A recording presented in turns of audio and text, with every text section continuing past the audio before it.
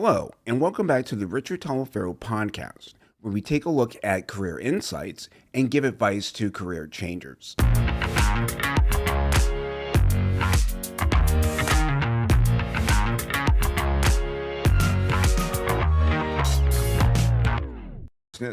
And earned a college degree just before turning 51. But at 60, when injuries forced him to step away from construction work, Rick opened a new chapter. After 13 manuscripts and years of persistence, he signed a publishing deal for his mystery novel set in Chicken, Alaska, and he has two more books on the way. Today, we're talking about reinvention, what it looks like when life forces a pivot, and why starting something later in life isn't really about starting over. So, Rick, thanks for coming on the show. You're welcome. Happy to be here. Happy to have you. So, I want to get started by talking about where life began for you. Were you always an Alaska native? Well, I guess that my life started as an adventure right from the start. Okay. My mom and dad met while Dad was on leave from the Korean War. Met my mom in Kansas, where they both went to school on leave. He went back to Japan. She followed him. They got married there. He got out of the Navy, went back to Kansas, got a job with his brother in Alaska for the summer. I was born while he was gone. I didn't meet him until I was 4 months old. Then 6 months later, we loaded up in a truck and drove to Alaska when the Alcan Highway was maybe 10 years old. Wow. So the adventure started early, and Mom and Dad slipped underneath the truck on the way to Alaska until it got cold enough. Mom said we had to sleep inside because the 10-month-old baby couldn't take it. Wow. Yeah. And so what was your childhood like in Alaska? Wonderful. For a boy growing up in Alaska at the edge of the wilderness was a dream come true. It was Cub Scouts, Boy Scouts every day, and all I had to do was walk out in the backyard and into the woods. And it sounds like your early life, at the very least, was an adventure. For sure. I know that I guess I was about 3-4 years old. My folks were clearing the property that we had. A bulldozer had plowed off the land that Dad had bought. And I was constantly wandering off. And he gave me instructions on how to find my way back if I got lost somewhere out in the woods, which I promptly went out and did. That was quite an adventure. It took me several hours in which to get back home. And then, of course, Mom didn't really greet me as wonderful to have you back. It was more like, what the heck were you doing? And I mean, that story sounds like something that boys typically get into, but it's a different thing in Alaska to do that. It was summertime. There was bears, there was moose, there was potentially lynx. We saw tracks in the yard. I never actually saw lynx in the yard, but every morning you go out there and you find tracks one place or another, which as a child, the tracking animals and doing that stuff was fun. That was what I'd go out and do. We didn't have a lot of TV, two TV channels. Yeah, not much black and white. black and white, and not much to keep you in front of a screen. Oh, yeah. I mean, the children's programming was Saturday morning. That was it. That was it. Yeah, yeah. And I can tell that, from reading your introduction, that through line of adventure really carried through your entire life. Oh, yeah. Mm. I worked as a hunting and fishing guide on the side, even when I was working at the Anchorage Police Department. Mm. I bought my own airplane, learned to fly my own airplane. I didn't learn in somebody else's, I just went up to Glen Allen, found a guy who had one for sale, bought it, brought it home. Wow. Incredible. That's incredible. So I want to take a step back a little bit. And you told me something in our messaging back and forth, something that came up and really stuck out for me, where you said in the fourth grade, you were failing math and spelling, and all the report cards that came back were said you were quote unquote slow. Correct. I mean, what was that? I mean, to hear that, what was that like for you?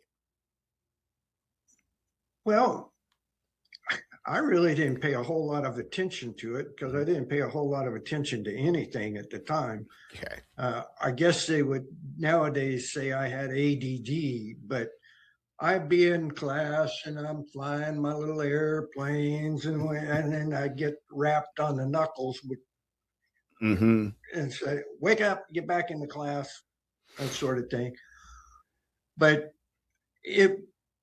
I never let it bother me other than just that I had to do fourth grade over again. Mm.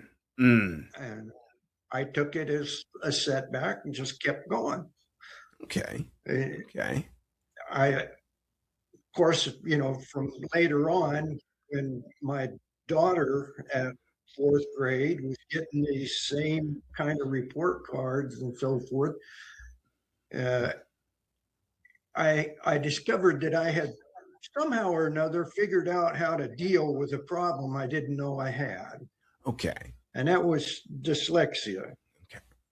She got diagnosed with dyslexia because despite slow report cards, they did a standardized IQ test to give to fourth graders in Alaska. She scored a 190, and they thought that was impossible. That's incredible. So then they went and tested mom and dad because it's inherited. And I figured it was mom for sure. She didn't like to read. She didn't write anything. She didn't have to. I was writing police reports on the Anchorage Police Department, and I was reading 50 novels a year. I'm like, gotta be her. But testing came back and said it was me, and they couldn't believe I had a job, that I had to write reports, and that I could read it all. Now, I'm curious, where did you pick up the bug to read? Well, that was that was God or the universe or whatever you want to call it.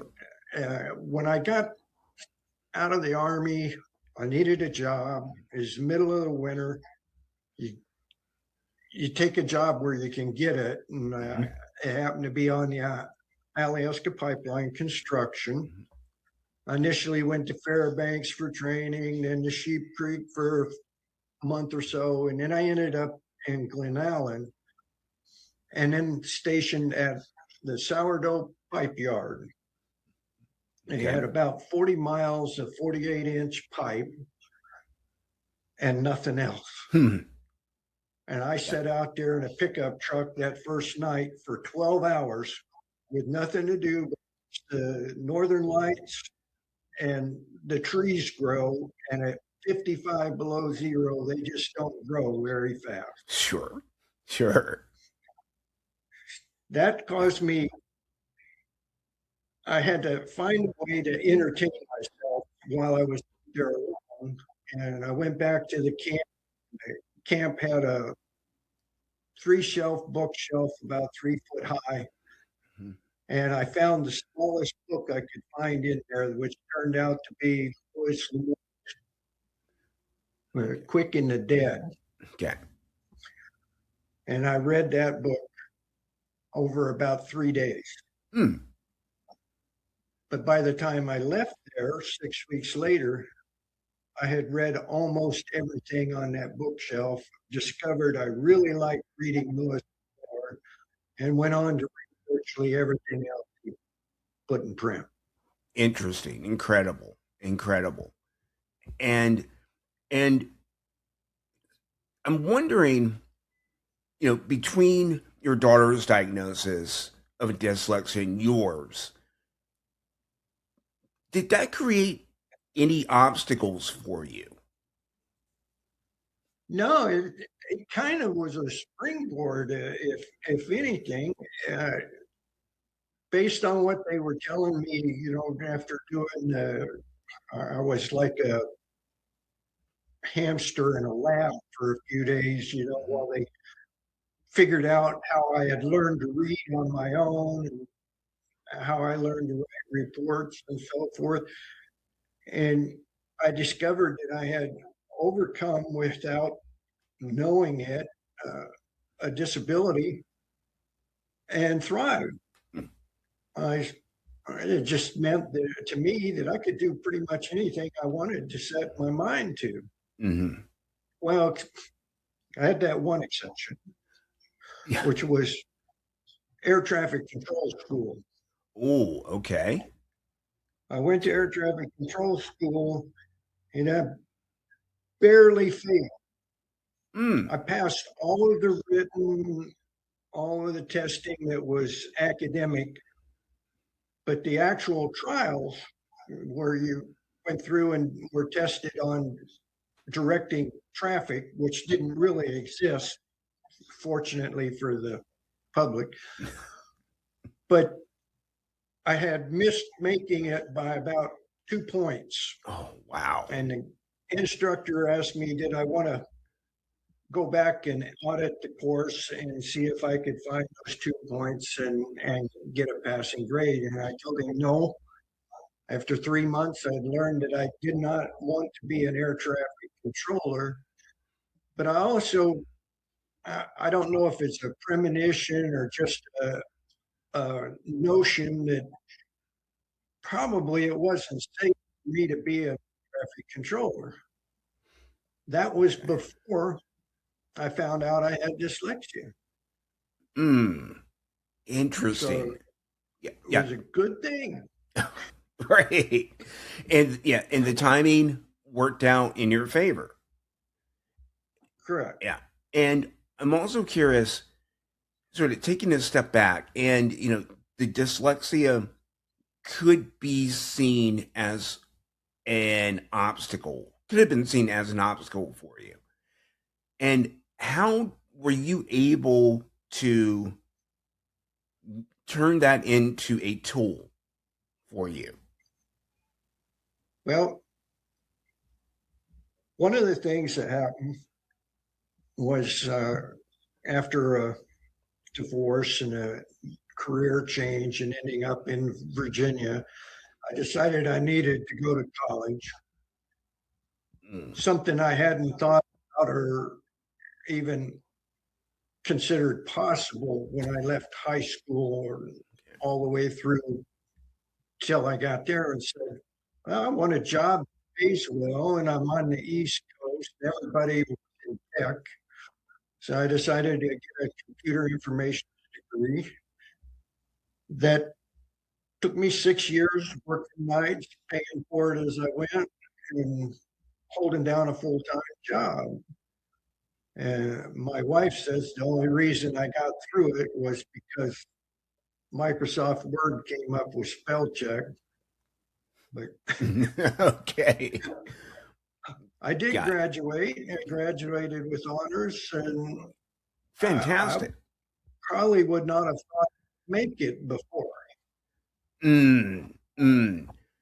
But that's great that not only did you again graduate, but you did it with honors as well. What do they call it? Summa cum later or something like that?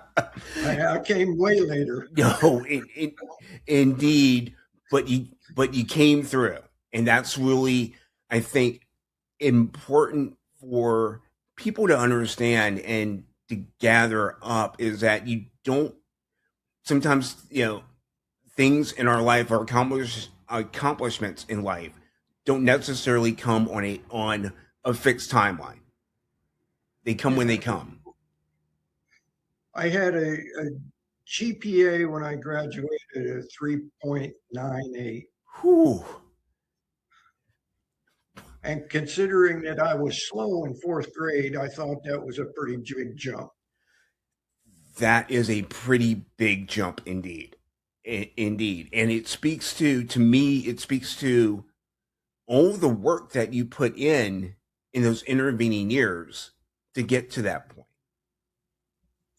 Yeah. And to serendipity or just circumstances that put me in a position to read. And reading changed my life without a doubt. And I'm glad to hear that, because nowadays, unfortunately, sometimes it's difficult for us to get to be in that mode of reading because we're in front of our screens all the time. Yeah. That turned out to be true after I got my first book out, and I found out all the work that's required to market, something that's in your background, the marketing background. And, I had no idea how much time could be wasted on the internet. Unfortunately, yes, a lot of time can be, can disappear into the ether through the internet. So yeah, definitely. So I'm curious, you got your degree at 51. And what did you do with that degree? Well, first thing I did was I got a job working on the North Slope as a computer tech, doing installations for computer network they were putting in at the Alpine field and up on the North Slope. From there, when my wife's mom got sick, and it was shortly before she died, we came back to Virginia, and I got a job working for a beer distributing company in a warehouse outfit. And I worked on their computer networks as a network administrator. I think I was there for about 4 or 5 years.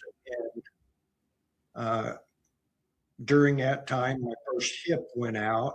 I had to have a replacement done on that. But shortly after that, we had migrated all our servers to Citrix Farm, which was an early version of the cloud. Got it.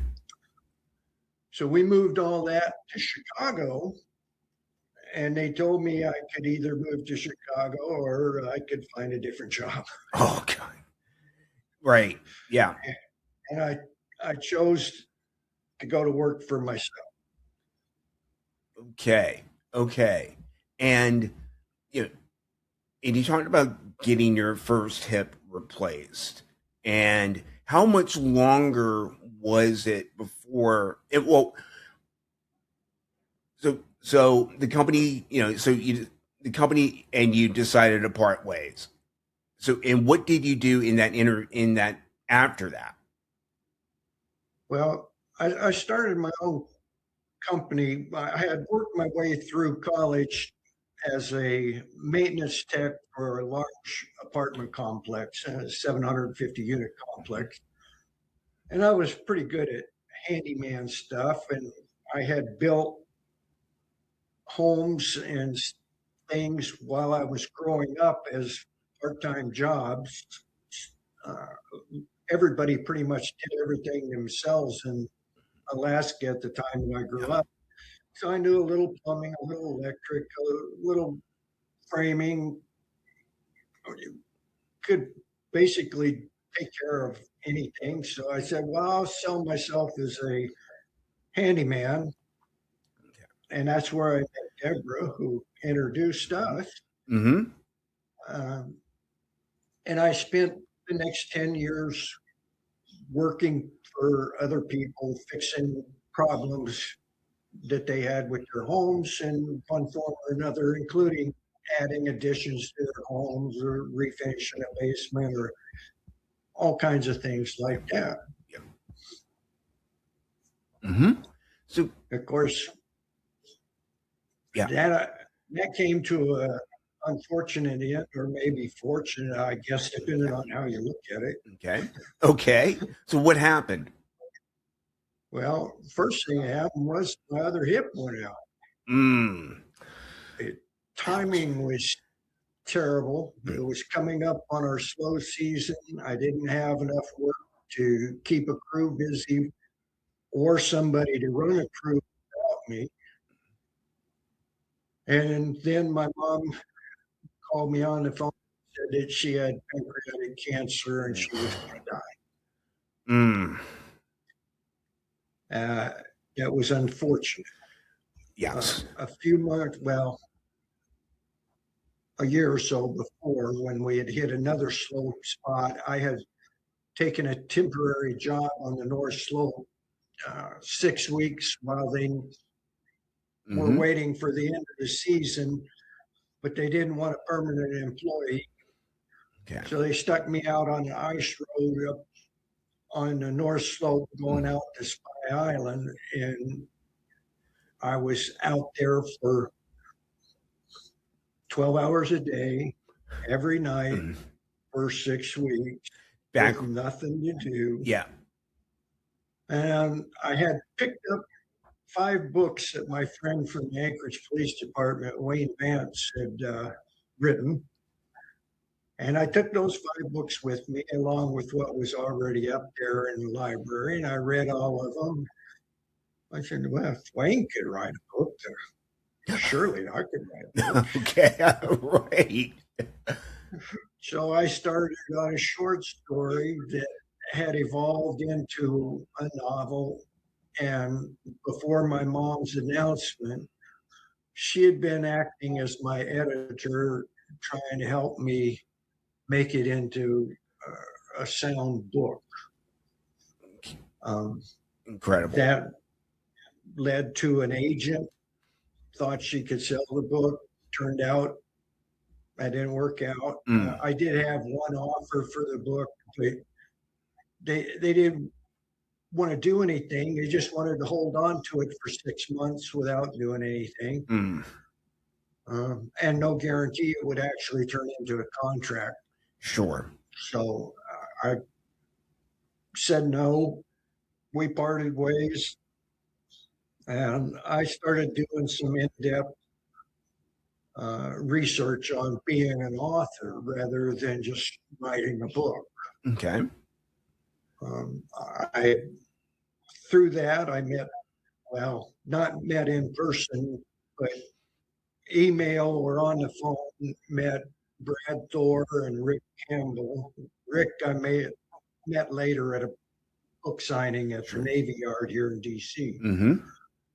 But I also met Mark Cameron, who wrote 6 of the Clancy novels. Okay. Tom Clancy, correct? Tom Clancy, yeah. And then Craig Johnson, who wrote the Longmire series. Okay. And every single one of them, to the man, said, you're going to have a really hard time. And if you're doing this for the money, you might as well quit right now. There's not going to be any money in it for a long time. Another author, lady friend of mine, said, you're planning on writing at least 8 novel-length manuscripts before you're going to find somebody that will think that you're capable of writing a book that will sell. Wow. It didn't mean that the other books or the other manuscripts weren't enough or weren't good enough. Mm-hmm. They want to know that you've got the sticking power to continue to write and continue to produce something new and good, one after another, and just to consider it practice and paying your dues. But sooner or later, somebody would pick it up if it was any good. And that happens. Okay. Yeah, let's definitely talk about that, because I mean, it sounds, the life of an author is very difficult, as you just said, and it takes a lot of, it sounds like it takes a lot of perseverance and resilience to be an author and to stay an author as well. So could you talk about what your process has been, what your journey has been like to get your first book published? I would like to whine and say how hard it was and how tough it was and all of that. But in reality, I had 60 years of experience persevering through lots of different things. Probably the toughest thing I went through was 2 years as a detective working crimes against children. It was after that that I departed police work, because I decided that I might end up harming somebody if I stayed there. Wow. So I needed to find a different way, because every victim came in was just like one of my daughters. They were the same age, circumstances. People that harmed them were people that should have been trusted. And so, yeah, that's heartbreaking. Anyhow, I just took all that and said, I've got nothing else to do. I've got something that can occupy my time and make it work, and a wife who is the most important part of this, who gave me the opportunity to do that. And I know she frowned at me sitting in front of the computer typing away for hours at a time, but she put up with it, didn't poo-hoo it, whatever. And of course, after the first book came out, she said, okay, I'm proofreading the rest of these. Okay. But now you had written several manuscripts. I believe 12 or 13 manuscripts. 13, but the 13th one was my lucky 13. That was the one that got me the publishing deal with Defiance Press. Okay. And what's the title of that book? It's Gold Miner's Daughter. Got it. And is that out right now? Yes, it came out October of 2025, and you can find it on Amazon or any number of places for businesses or libraries through Ingram. It's available online through Barnes & Noble. How many manuscripts did you have to write before you got to lucky number 13? Okay, great. Okay, so let's go ahead. And so, let's just go ahead and start. And so, Rick. Okay. Yeah. You're ready, right? Yeah, I'm ready to go. Okay. So, yeah. The first one, first story that I wrote that my mom was helping me edit came from an idea while I was sitting on a bus in Mexico, traveling from our timeshare to the downtown to go shopping and do the touristy things and so forth. And it was one of those little buses we used to call them short bus in grade school. You know what I'm talking about. It wasn't a very big, and it was like a school bus.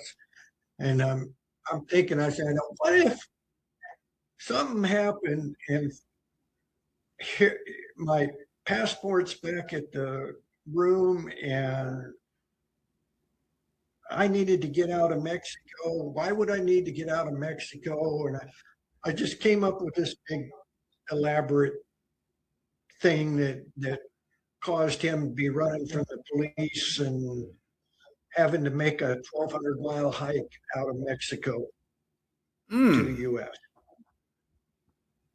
And actually turned out to be a pretty good story, I thought. Okay. And then I went on to write 2 follow-up stories to that one. And all 3 of those are posted on my website. So, you know, if anybody was interested in reading them, they're out there. I never did away with them. Okay. Some people might think I should have. Oh, no. Oh, no. After that, I wrote a book for a contest, Tony Hillerman contest, and wrote 2 more to follow up that. I didn't do anything with those. Then we got COVID, and I'm like, what am I going to do? Okay. Keep myself busy. And I started writing this series, and I thought it was good. I mean, it took a long time to get it all down. I spent a lot of time working on it. I sent it to Defiance Press, skipped the agent, just went to the publisher. And they read it and they said, yeah, we kind of like this book, but it's set in Washington, D.C. in 2020 in November. The guy that's in the book is an investigator for the IG, the Federal Elections Commission. You might recall there's some uproar over that election. Yes. And then COVID was going. So when I sent the manuscript in, that was in 2021, they said, it's a little too soon. Okay. We're not going to push that agenda right now. And it wasn't really an agenda. It's about a serial killer that had an obsession with the investigator, but all that other stuff was going on in the background. Right. I went ahead and wrote 2 more. Okay. No, 3 more manuscripts on that theme, as taking that main character from that book to another and into another. And it follows the same thread, kind of like a Lee Child Reacher book would. Okay. And I don't know what I just decided that wasn't going anywhere.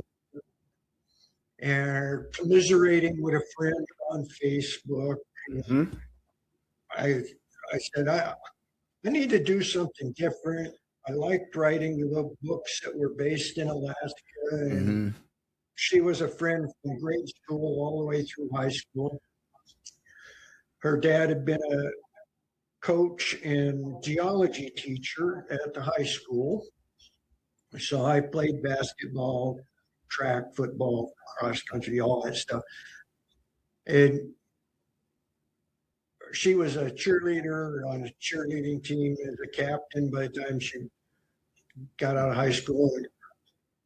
They owned a couple of gold mines around in Alaska. Okay. And one of the ways to keep your gold mine was you had to do a certain amount of work on it every year. Mm-hmm.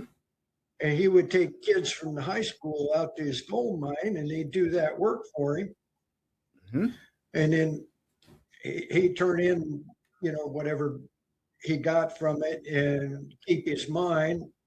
So I said, it'd be interesting to do something on the gold mines, but I don't want to do it now where all the technology has taken over everything. Sure. I'd rather do it from when we were kids. Mm-hmm. And that evolved into her talking to me about the family mine they had in Chicken, Alaska. Okay. And from there, yeah, I made her the gold miner's daughter. Okay. And based on a lot of her gold miner's daughter family in the book is based on her family and family dynamics. And it became the most fun book I ever wrote. Wow, that's fantastic that you were able to use your real life experiences to really inform the book that you wrote. Yeah, it's a matter of, I was there in the 60s. It was the most fun part of my life. There was some bumps along the way when I bumped into the Alaska State Police officer that came out to my house and informed my mom that I was a vandal. Wow. What? Okay. It was pretty minor stuff compared to what happens nowadays. But the police officer that did that was a guy named Robbie Robertson. And you'll find Robbie Robertson in the book also. Love that. He influenced me and two other juvenile delinquents that were my cousins to become cops later on in life. That's the kind of guy he was. Wow. Wow. I love that. I really do love that. So one, and as you just talked about, this is the first of a series of books. Is that correct? Right. Yeah. Matter of fact, just this last Monday, we inked a contract for 2 more books in that series. The next one's going to be Double-Sided Coin. We don't have a projected publication date yet. Okay. 6 months to a year out somewhere. Okay. It takes a little time to come up with the cover and do the editing, prepare for the marketing to launch. And Sure. you know more about all that stuff than I do. But I'm not a published author though, like you are. So you definitely have me there. But I want to just touch on that the series that you're writing feels like it's really touched upon and mirrors your life. Somebody who's had to adapt throughout their life and throughout the history of Alaska. Do I have that right? It's what I did was from my own experience at the time in the 60s and all the things that I was exposed to, if you will. I talked to a lot of different people that were nowadays be considered incredible. You're just amazing. Even my own dad, a Korean War vet, comes to Alaska, stays 44 years in civil service, retires as the highest paid civil servant in the state of Alaska. My mom became postmaster at a local post office and retired as postmaster. and they would be considered average in the neighborhood. That was just kind of the thing everybody did, you know? Yeah. So I took a guy who was a Korean War vet. He was from Parker County, Texas. Okay. And I picked Parker County Yeah. because that's where my sister lives. Okay. And I had a friend down there that was a historian, and I could get a lot of research information out of her. And turned out, because I wanted this guy to be a lawman in Alaska eventually, right? Mm-hmm. So I talking to her, and she said, well, her uncle was a very famous lawman and Texas Ranger in Texas. He had been investigating the JFK assassination, disagreed with what the Warren Commission came out with, and then died in a mysterious car wreck. And I thought, now there's the backstory. Yeah. Yeah. So I gave this guy an uncle who was a very famous Texas Ranger who died in a car wreck while investigating the JFK. And then I named him Peoples because that was the investigator's name and Gloria's maiden name. Mm-hmm. And again, I love that you pick out various parts of your life to really ground the story that you're telling. Yeah, And it's great. Of course, the law enforcement portion of it comes in real handy, you know, because I've got enough experience between the military police and the military experiment, and then being a police officer, a detective, and crime scene investigator, all those things. So I decided to take this guy that's got this background, and he's going to rebel against it. His dad wants him to be a cop in Texas, and instead he skips out, joins the Army, becomes a ranger, discovers in ranger school he doesn't like flying. That's a bad time to discover that. Yeah. Yes. Ends up in Korea in the Chosin Reservoir, gets out of the Army, ends up back in Texas, takes a job with Fort Worth PD because he can get a job based on his last name, if for no other reason. Right. See, so he comes back with some problems from Korea, ends up losing his job, and he starts to drift, and he ends up in Chicken, Alaska. But God, kind of like with me and being in the cold and alone with nothing to do, has a different design for him. He's going to be a lawman whether he wants to be or not. Sure. And he actually gets elected sheriff against his own inclination at Chicken, Alaska. And that's the start. It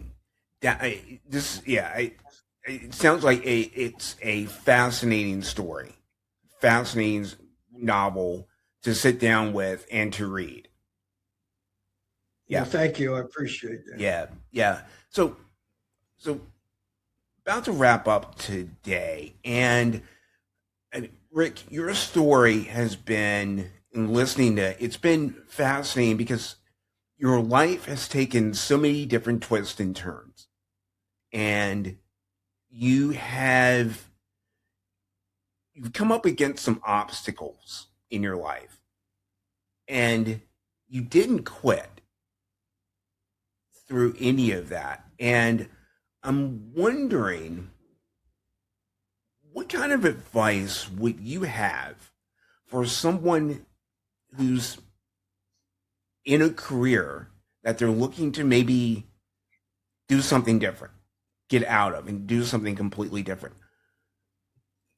Given all of your experiences and all the careers you've had and all of the experiences, what advice would you give a person like that who's maybe in their 40s and weighing what they want their next chapter to look like? What advice would you have for them? Well, when I left IT work, it wasn't my choice. I didn't have an option. They were moving to Chicago, and I was either moving with them or I wasn't. Mm-hmm. And my wife wasn't ever going to leave Virginia, and I had no interest in going to Chicago. So that made that choice to stay, but it didn't give me any idea what I was going to do from there. Mm-hmm. I just decided to go to work for myself. And I even thought maybe, well, this is something temporary just to pay some bills while I'm waiting until I get a new career change. And it didn't take but maybe 3 months for me to decide I liked what I was doing. Mm-hmm. And if it hadn't been for my joints failing, I mean, since that second hip, I had both shoulders replaced. I was typing one-handed, writing stories. Amazing. But the main thing was I never feared being out of work. Okay. It was just a question of what I was going to do when I left. Can you stay in a career for your entire life? My dad did, and I think that was kind of the mindset of the people that grew up during the Depression. Right. But nowadays, I don't know anybody that's kept a career for more than 10 years at a shot. I know 10 and a half years on the Anchorage Police Department was my high mark. Sure. That was it. But I had actually accomplished everything I wanted to at the police department. I wanted to become a detective. Mm-hmm. The average guy became a detective on the police department in about 15 to 16 years. I was way ahead of that. I did it in 8. Amazing. So I had already accomplished my goal. Mm-hmm. I was looking at, okay, I could become a sergeant or a lieutenant or something. And I decided I want to babysit cops. Okay. So I moved to Texas and started all over again. Didn't know what I was going to do when I got to Texas. Mm-hmm. But I got a job, kept going. Yeah. It's a long way to get here, but I made it. You made it, and you made it with some great stories that you've gathered along the way, and you're telling some of those stories now as an author. Your first book's out, Gold Miner's Daughter. I encourage everybody to go out, find it, give it a read. And Rick Steeby, I just wanted to say thank you so much for being on the podcast today. Really appreciate your stories and really appreciate your resilience and perseverance throughout your entire life. Well, thank you. And I'd like to say for, any of the people that are listening to this, that if you want to find out more about me, more about my books, you can find it at richsteebyauthor.com. All right. Great. Thanks for that. And again, thanks for your time today. Really appreciate it.